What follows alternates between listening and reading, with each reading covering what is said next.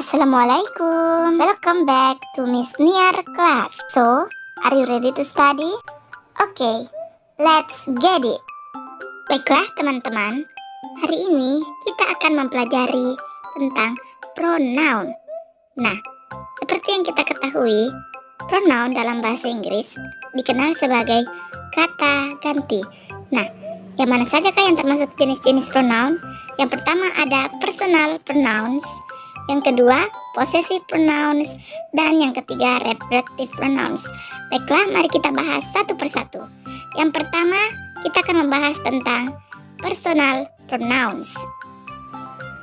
Personal pronouns merupakan pronoun yang dapat digunakan untuk mengganti kata yang berupa nama atau benda. Jadi teman-teman, personal pronouns ini dapat digunakan untuk mengganti nama atau benda yang akan digunakan dalam kalimat. Nah, berdasarkan turunannya, personal pronouns dapat dibedakan menjadi dua, yaitu subject pronouns dan object pronouns. Subject pronouns merupakan kata ganti yang merujuk pada seseorang yang melakukan pekerjaan, dan biasanya subject pronoun posisinya terletak pada awal kalimat. Dalam bahasa Inggris, subject pronoun terdiri dari 7 bagian. Yang pertama, I, saya, you, kamu, we, kami, they, mereka, she, dia perempuan, he, dia laki-laki, it, dia benda. Ketujuh pronoun ini biasanya diletakkan di awal kalimat karena dia berperan sebagai subjek atau pelaku yang mengerjakan sebuah kegiatan. Nah, untuk lebih mudah memahaminya, mari kita lihat contoh yang telah disediakan. Oke, yang pertama ada you see me, kamu melihat saya. Dan yang kedua, they see us, mereka melihat kami. Pada kalimat pertama, yang menjadi subjek atau pelaku adalah kamu, maka pronoun yang digunakan untuk kamu adalah you. Kemudian yang kedua, subjek atau pelakunya adalah mereka, maka pronoun yang kita gunakan adalah they. You dengan they, kita bisa melihat mereka terletak di awal kalimat, karena posisi subjek selalu terletak pada awal kalimat. Oke, selanjutnya object pronouns. Object pronouns merupakan kata ganti yang merujuk pada seseorang yang dikenakan pekerjaan, dan biasanya object pronouns terletak di belakang kalimat. Nah, tadi subject pronoun terletak di awal kalimat ya teman-teman. Nah, sedangkan object pronoun ini letaknya di belakang kalimat. Di dalam bahasa Inggris terdapat 7 bagian dari object pronoun. Yang pertama, me, saya, you, kamu, us, kami, them, mereka, her, dia perempuan, him, dia laki-laki, dan it, dia benda.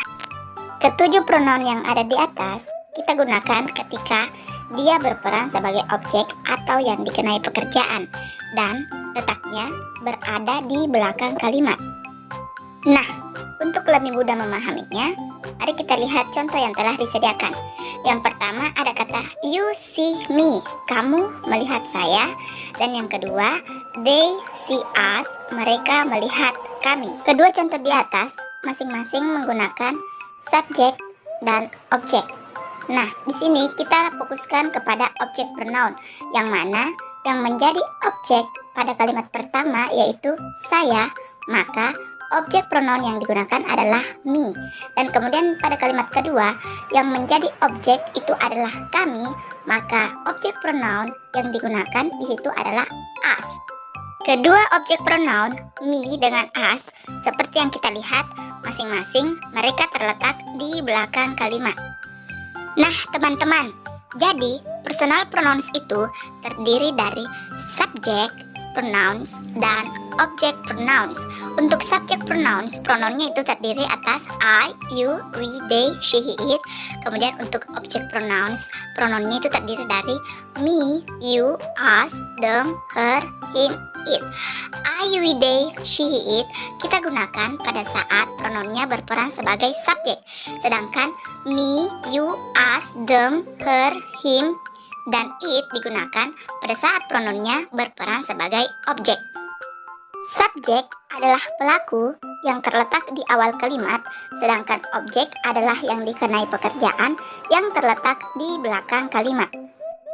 Nah teman-teman, Jenis pronoun yang kedua yaitu ada possessive pronouns. Possessive pronouns merupakan pronoun yang digunakan untuk menunjukkan kepemilikan. Dalam bahasa Indonesia, biasa dikenal dengan kata ku, mu, dan nya. Berdasarkan turunannya, possessive pronouns dapat dibedakan menjadi dua, yaitu dependent possessive pronouns dan independent possessive pronouns. Oke, kita bahas satu persatu. Yang pertama ada dependent possessive pronouns. Turunan ini biasa disebut juga sebagai possessive adjective.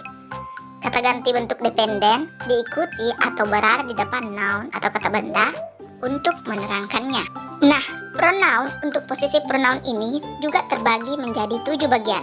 Yang pertama ada my, kepunyaan saya, your, kepunyaan kamu, our, kepunyaan kami, their, kepunyaan mereka, her, kepunyaan dia perempuan, his, kepunyaan dia laki-laki, dan its, kepunyaan dia benda. Ketujuh possessive pronoun di atas dapat digunakan pada saat kita ingin menyatakan kepemilikan terhadap suatu benda. Nah, untuk lebih mudah memahaminya, kita bisa melihat contoh yang telah disediakan. Yang pertama, ada kata my book yang artinya buku saya. Dan yang kedua, your book yang artinya buku kamu. Kata my dengan your di sini adalah menunjukkan kepunyaan. Apa yang dimiliki? Yang dimiliki adalah buku. Jadi kalau kita ingin menyatakan suatu kepemilikan, maka kita pakai possessive pronoun. Perlu diingat, possessive pronoun ini bersifat dependen. Artinya, possessive pronoun tidak bisa berdiri sendiri ketika tidak ada benda yang dimilikinya. Contohnya tadi dari kata my dengan your terletak kata benda setelahnya, yaitu kata book. Jadi my dengan your tidak bisa berdiri sendiri, jadi harus dilengkapi dengan meletakkan kata benda setelahnya. Baiklah, turunan possessive pronoun yang kedua yaitu ada independent possessive pronoun. Bentuk independen atau disebut juga pronominal possessive berfungsi sebagai noun atau kata benda itu sendiri. Bentuk ini berdiri sendiri tanpa diikuti oleh noun atau tambahan objek di belakangnya. Oke, jadi independent possessive pronouns ini adalah pronoun yang dapat berdiri sendiri meskipun tanpa adanya kata benda setelahnya. Nah, yang mana sajakah yang termasuk independent possessive pronouns? Oke, mari kita lihat satu persatu.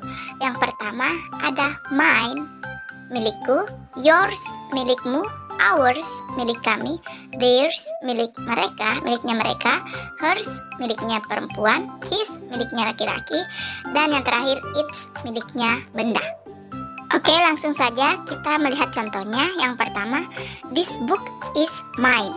Buku ini adalah milikku. Kemudian yang kedua, this book is yours. Buku ini adalah milikmu. Jadi, perlu kita perhatikan kata mine dengan yours itu tidak diikuti oleh kata benda. Karena sifatnya yang independen yang berfungsi sebagai kata benda itu sendiri. Baiklah, yang selanjutnya kita pindah kepada jenis pronoun yang ketiga, yaitu ada reflective pronouns. Reflective pronouns merupakan kata ganti yang digunakan untuk merujuk kembali kepada subjek di satu kalimat yang selalu diakhiri dengan kata self untuk bentuk tunggal dan selfless untuk bentuk jamak. Nah, adapun yang termasuk pada reflective pronouns, yang pertama ada myself, diriku sendiri, yourself, dirimu sendiri, ourselves, diri kita sendiri, themselves, diri mereka sendiri, herself, dirinya sendiri perempuan, himself, dirinya sendiri laki-laki, dan itself, dirinya sendiri benda. Untuk lebih memahaminya, kita akan melihat contoh yang telah disediakan. Yang pertama, I will do it by myself. Saya akan melakukannya sendiri. Kemudian yang kedua, you will do it by yourself. Kamu akan melakukannya sendiri. Nah, teman-teman, itulah materi kita pada hari ini, yaitu tentang pronoun. Semoga materinya dapat dipahami dan bermanfaat bagi kita semua. Oke, thank you for your attention and see you at the next lesson. Wassalamualaikum warahmatullahi wabarakatuh.